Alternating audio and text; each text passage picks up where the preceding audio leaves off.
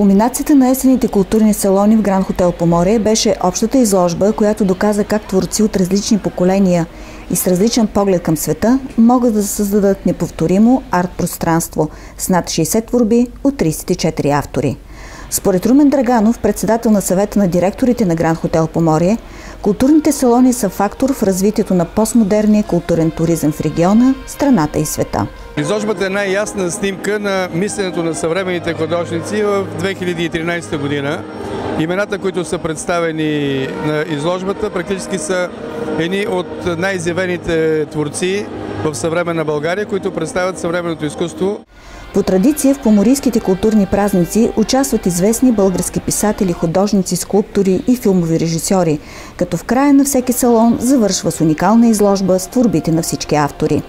Редом с традиционните форми на изкуството обаче място намират и по-нестандартните изразни средства – перформанси, инсталации, видеоарт, изкуството на говора, светлината и музиката.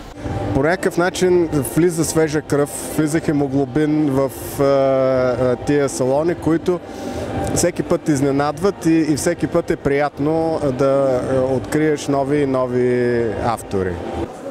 Изложбата печели със своето разнообразие. Всичките колеги са различни, не си пречат нещата, има най-различни виждания. Просто човек може да види как се получава и по един начин, и по друг начин.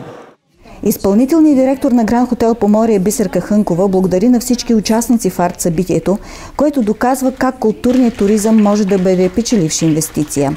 Тя връчи благодарствени грамоти на Дружеството на бургаските художници, галерия Ети и галерия Луна за участието ми в есенните културни салони за съвременно изкуство. Изненадата на вечерта беше присъствието на Натали Монсанто, която е личен спа-консултант на кралското семейство на Саудитска Арабия и се грижи за добрия външен вид на арабските принцеси. Като таен клиент тя се е запознала с процедурите, които се предлагат в 5-звездния хотел и е готова да разработи нови програми, достойни за VIP персони.